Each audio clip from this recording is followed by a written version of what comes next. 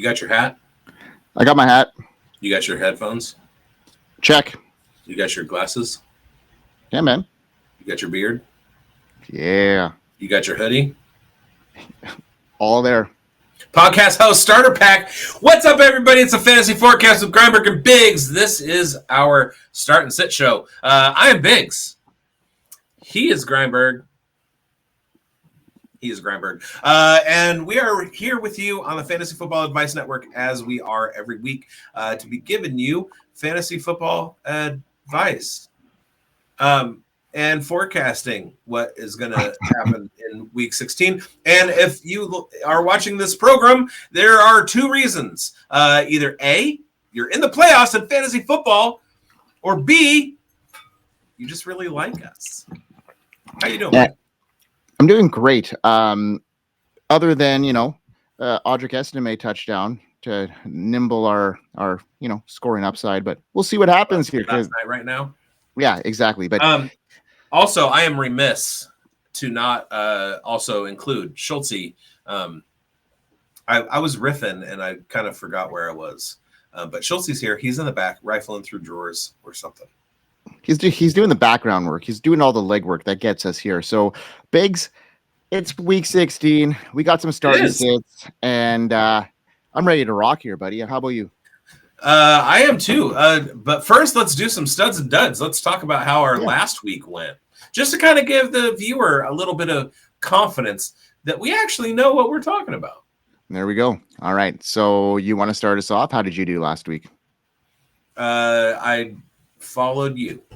Okay, well, you know what? I'll start here. Okay, I told everybody to start Ladd McConkey. Had a pretty good game, 5 for 52 and a touchdown, I believe. So definitely starter worthy. Bo Nix, a guy that I told you to start. I thought he was going to have a little bit more upside. He did throw 3 interceptions, but did salvage your day with some rushing upside, 2 touchdowns. So didn't kill you, but didn't definitely propel you like I thought he would. I told everybody to sit Devonta Smith, and he had a great game, actually, 9 for 99 and a touchdown. So that was unfortunate call on my behalf, but I told everybody to sit Najee Harris, and he had one of his worst games of the season, only rushed the ball 6 times. So, yeah. Biggs, how did you do, my man? I started everything off by telling people to start Sincere McCormick, and he got hurt, left the game, hit injured reserve. So that wasn't good. But I also said start Rico Dowdle. He finishes RB14, so that was a pretty good call, finishing as an RB2. And then I told everybody to sit DeAndre Swift. Nailed it. He finishes RB28. And I told everybody to sit Tony Pollard. Nailed it. He finishes RB33. So all in all, except for Sincere McCormick getting hurt, pretty much nailed everything. There you go. So let's go with this week. I'll start us off, and I like Jerome Ford's matchup, and I like what he's doing and stepping into that starting role for the Cleveland Browns after Nick Chubb's season-ending injury. He's primed to take an immediate impact, and starting now in Week 16 with a strong matchup against the Bengals, Ford is a fantasy football gem headed into the playoffs. He showcased explosive playmaking ability and now has a clear path for significant value. I put you on our waiver wire show to pick him up, and now I'm telling you to start him with confidence against the Bengals, who last week gave up a monster game on the grounded in the air to the running back, Tajay Spears. And I see that a little bit more of that happening this week with Jerome Ford against that defense. Ford had a great 62-yard touchdown run against that stout Kansas City Chiefs defense. He's the only running back on the roster that has meaningful touches right now.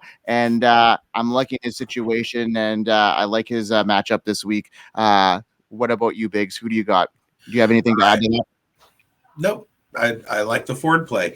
All right. Loyal viewers, settle in. There's a guy that we have been talking about this entire season. He's shown up on our waiver wire shows, and now is the time for him to show up on our starts and sits show. I'm talking about Kendre Miller of the New Orleans Saints. There's one thing that we knew about Kendre Miller. He has Loads of talent. There's another thing we know about Kendre Miller. He was in Dennis Allen's doghouse. There's a third thing that we know about Kendre Miller. Rizzy loves him. All he needed was the opportunity. Maybe an injury to Jamal Williams, maybe an injury to Alvin Kamara, and Kendre Miller was going to be the RB1 on the New Orleans Saints team. He is that guy now. This is his week. This is the ultimate dice roll. This is when you get in there and say, I remember that year that I won my fantasy championship because I started Kendre Miller when Alvin Kamara was out. Alvin Kamara and Kendre Miller are kindred spirits, Kendre spirits, if you will. Both of them are good between the tackles runners. They're both good in outside zone runs, and they both catch the ball very, very well out of the backfield. That is what this offense does. And Kendre Miller is going to be able to step in and be that dude. We already saw Alvin Kamara is a top 10 running back. He is like running back 5, 6, 7, something like that right now. And now he's got a young upstart who's going to take over for him this week. It's a tough matchup, but Kendre Miller can handle it. Start Kendre Miller everywhere that you can. All right. I like that call too, Biggs. My next start is going to be Aaron Rodgers, and I think he's a great streaming option for fantasy managers in need of a quarterback. Well, the 41-year-old quarterback season has been inconsistent. He's showing signs that he's turning things around at the right time, coming off his best back-to-back performance of the season, including a dominant 289-yard, 3-touchdown game against the Jags, which Schultz was at. I'm sure he's going to pipe in a little bit here in a minute or two, but what a game that was for Aaron Rodgers and Davante Adams, and I think they're hitting their stride in full force, and they're up against a Rams defense that, is a little bit tougher against opposing quarterbacks, but I think this game's got shootout written all over it. He's a top 10 matchup versus the Rams. They've allowed the 9th most points against opposing quarterbacks, and I just think that Aaron Rodgers has got sneaky upside to be another top 12 quarterback this week if he can get things going. So don't count him out, that aging veteran. He's ready to play, and he's playing with the chip on his shoulders right now, and I like what I see. So I like Aaron Rodgers this week. What about you, Schultz? How did you like that game last week? Oh, they lost, which sucks, but it was a really fun time. They scored points on offense. Brian Thomas is a lot of fun, and I was expecting them to get absolutely blasted. So it was a good time. Davante Adams and Aaron Rodgers had it going in the second half. I'd say that was pretty damn crazy, and I like the matchup this week. The thing about Rodgers was, man, he had all day to dance around there this week, and he busted out a couple scrambles, which was not Aaron Rodgers like. Right. That was so fun to watch. But literally he was just hanging and chilling in the pocket for so long. I think the Rams are going to get home better than the Jaguars could, but I still like him this week. All right. Biggs, who's your next start? All right. Well, the last time I said start this guy, it was coming off a 340-yard, 2-touchdown passing performance, and I was all in. And he got hurt in the next game when I said to start him. So I'm going to say to start him this week because I'm trying to jinx it so that he gets hurt again and we lose to the Jacksonville Jaguars, because that's who Aiden O'Connell is playing against this week. The Jacksonville Jaguars, who give up the most points per game in fantasy to quarterbacks more than anybody else in the NFL. In fact, they just let Aaron Rodgers, who had been a clown, score 30 points on him. And guess what? Aiden O'Connell does have weapons. He's got Brock Bowers. He's got Michael Mayer now. He's got Jacoby Myers. He's got Amir Abdullah, who had a receiving touchdown last week. Alexander Madison is back. I'm starting Aiden O'Connell. I love the matchup against the Jaguars. I love what he was able to do against the Chiefs. I love the fact that he's healthy now. And fire him up, bro. Fire up, AOC. There you go. You know me. All right, let's get on to our sits, and I'll start off here, and I'm going to talk about a guy that's been frustrating asset for fantasy managers, especially as of late. And I'm talking about Najee Harris, and he's got a brutal matchup against the Ravens, who has stifled opposing running backs all season. Harris' recent struggles only seem to be amplifying after a disastrous week 15 where he barely scrapped together any fantasy points. I'm not looking forward to him having any sort of upside here in a game where George Pickens isn't going to be playing in, and they're going to zero in on Najee Harris. And I could see more of what happened last week with him again this week. So the lack of opportunities, his shrinking role in the offense, and playing against a really stiff Ravens defense on the horizon. Harris is a risk option that I'm not willing to take in a game where Harris needs a miracle. I'm looking at the Ravens defense to be his kryptonite, so I'm not liking it. Yeah, he's on a bad one right now. I don't like him either. All right, I'm going to go with a guy who a lot of you are really high on right now.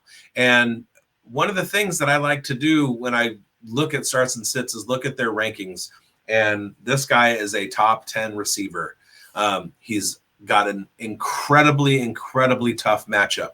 In fact, the last time that he faced this team in a divisional game, he was held to 2 targets, 1 catch, and 2 total points. I'm talking about Washington Commanders wide receiver Terry McLaurin.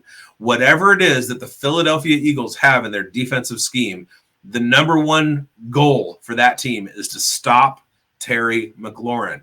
And we know what the Eagles do when they clamp down wide receivers. They don't allow a whole lot of points. It's a terrible, terrible matchup. I know you have gotten to this point because of Terry McLaurin. I know that you have all hope that you're going to win this playoff game because Terry McLaurin is your wide receiver too. Don't count on it happening this week. Terry McLaurin is a sit for me, and I hate to say that.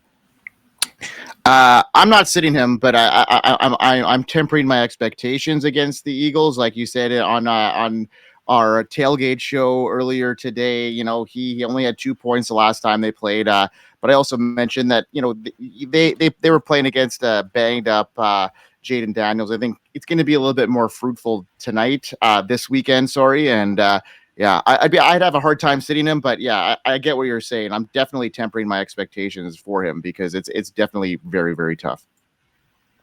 All right, I'm going to talk. All right, sit Terry McLaurin. Don't sit Terry McLaurin. I'm telling you not to. All right, so Amari Cooper has been a disappointment, especially in recent weeks. I'm frustrated with him. I had a couple teams with him that showed up with goose eggs last week, and yeah, it's a tough one to recover from. 0 receptions in week 15, even in, you know, a game that had 90 points scored. His consistency is not there. He's got a reduced role in an offense. And against the Patriots, I just don't see a need for the Bills needing to throw the ball a whole lot in this one. So I just see this being a James Cook, you know, Josh Allen kind of ground game. So I'm sitting Amari Cooper. Yeah, same. My last sit, there are 3 teams that you sit all running backs against. Doesn't matter who they are, you sit your running backs. And that's the Philadelphia Eagles, the Tennessee Titans, and the Kansas City Chiefs. And the Kansas City Chiefs are going up against a running back this week, Joe Mixon, who has been outstanding all year. Again, I'm not trying to be cute. I'm looking at matchups. I'm sitting Joe Mixon and trying to figure out something else to do. Yeah, and he's playing a little bit banged up too, Biggs, as well. So like I'm just not optimistic about it. A couple of running backs have you know, done well against the Chiefs, but I'm just not expecting that. Sincere McCormick, is that what you're saying? Or yeah. And Jerome Ford had a nice one last week as well against them. True. So yeah, so you know they're definitely beatable. They've shown some vulnerability there, but definitely stout as can be. I like your call there, Biggs. Yeah, we're into the final stretch here, buddy. Mm-hmm. How you feeling? Championships next week. Yeah, what we got on the slate? It looks like a Sunday morning fun time with you and I. I'm going to be joining breakfast with Biggs this weekend. Says who? Were you invited? Yeah. I got booked. Oh, okay. It'll be a party then. We come at you almost every day of the week. Today is our starts and sit show. Tomorrow we'll have our injury show with Dr. Marcus. And then Sunday it's Breakfast with Biggs at 8 a.m. And then make sure you tune in next Tuesday because we will have the waiver wire picks for your championship week. It'll be fun.